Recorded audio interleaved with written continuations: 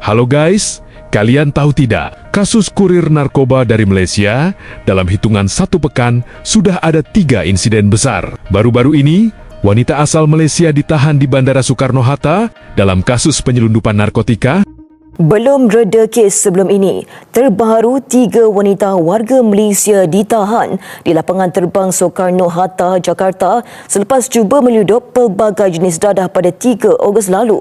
Menurut Pengarah Jabatan Siasatan Jenayah Narkotik Bukit Aman, Datuk Hussein Omar Han, ketiga-tiga wanita berkenaan berusia antara 30 hingga 39 tahun.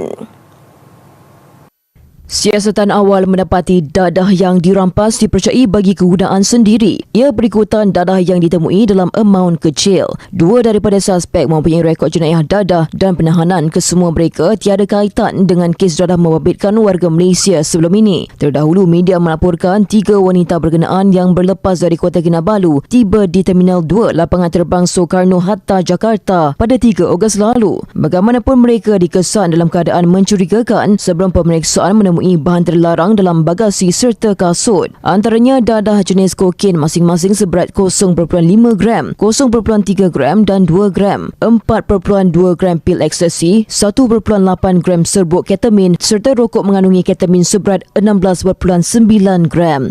Penahanan 3 wanita Malaysia itu menjadikan kes ketiga cubaan menyelundup dadah membabitkan rakyat Malaysia ke negara jiran itu. 28 Julai lalu, seorang juruterbang sebuah syarikat penerbangan ditahan selepas cubaan menyelundup kira-kira lebih 70,000 pil ekstasi. Insiden kedua membabitkan lelaki warga Malaysia berusia 22 tahun yang ditahan selepas cuba menyelundup hampir 1 kilogram syabu dan lebih 1,000 pil ekstasi. Ya, hal ini membuat Menteri Ahmad Fahmi ikut turun bicara. Menurutnya bandara saat ini harus dikawal ketat kepolisian. Begitu juga protokol dan tes kesehatan pilot-kopilot. Tunggu dulu.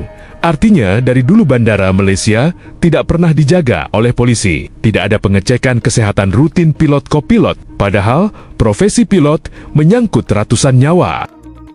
Begitulah Malaysia, setelah ada kejadian yang memperlihatkan bobroknya sistem mereka langsung panik dan buat rencana dari A sampai Z yang pada dasarnya itu adalah rangkai standar keamanan di bandara. Hal ini jadi mengungkap kebobrokan dan kelalaian sistem keamanan di Bandara Internasional Malaysia ya. Mengerikan sekali sistem keamanan di sana. Berhubung penahanan seorang juruterbang ataupun co-pilot MAS di Jakarta, Jemaah Menteri telah dimaklumkan oleh pihak Kementerian Dalam Negeri dan juga pihak Kementerian Pengangkutan bahawa beberapa langkah penambahbaikan perlu dilaksana segera. Pertama, yang melibatkan aviation security yang perlu ditempatkan anggota polis di Raja Malaysia kerana pada waktu ini pasukan yang menguruskan adalah dari kalangan polis bantuan. Dan pihak Malaysia Airlines Group juga akan diminta untuk menyemak semula protokol saringan latar belakang dan juga saringan kesihatan bagi juruterbang ataupun para pilot dan pembantu juruterbang, co-pilot, mengambil kira insiden yang telah berlaku. Selain dari itu, pasukan PDRM dan juga AKPS diminta untuk meneliti aspek-aspek yang mungkin boleh disalahgunakan, termasuk kelompangan, loopholes yang mungkin ada, dan ini perlu ditutup segera dan diuruskan dengan segera. Standar keamanan yang memalukan.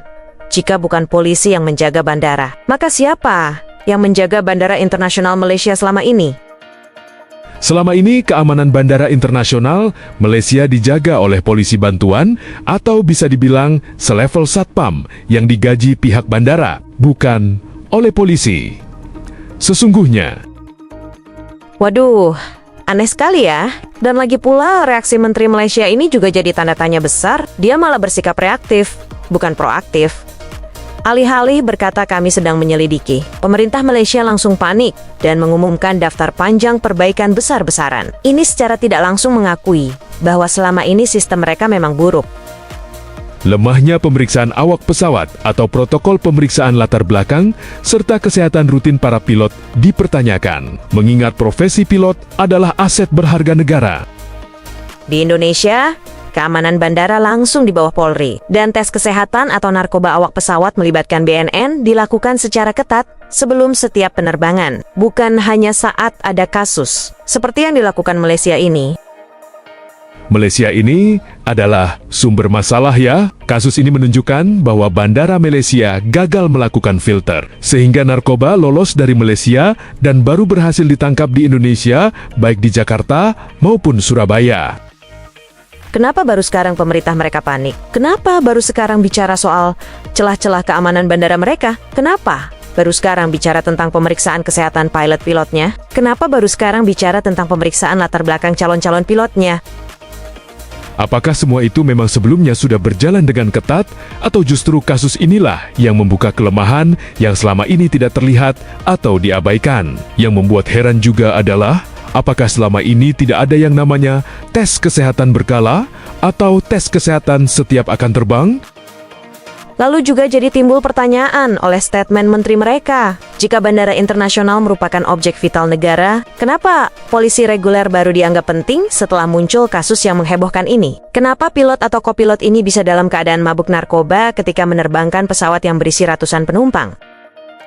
Kenapa pencarian besar-besaran baru dilakukan setelah kasus ini? Bukankah audit keamanan idealnya dilakukan secara berkala? Apakah pengumuman perbaikan ini menunjukkan pemerintah Malaysia bertindak cepat dan bertanggung jawab, atau justru menjadi sinyal bahwa ada aspek sistem yang selama ini belum optimal?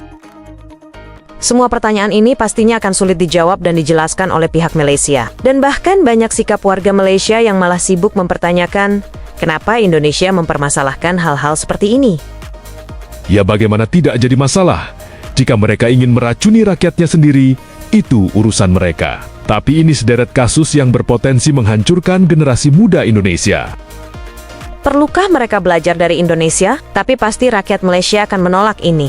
Karena mereka selalu merasa paling unggul, paling pintar dan paling superior. Ego mereka akan hancur jika mengatakan mereka harus belajar dari Indonesia.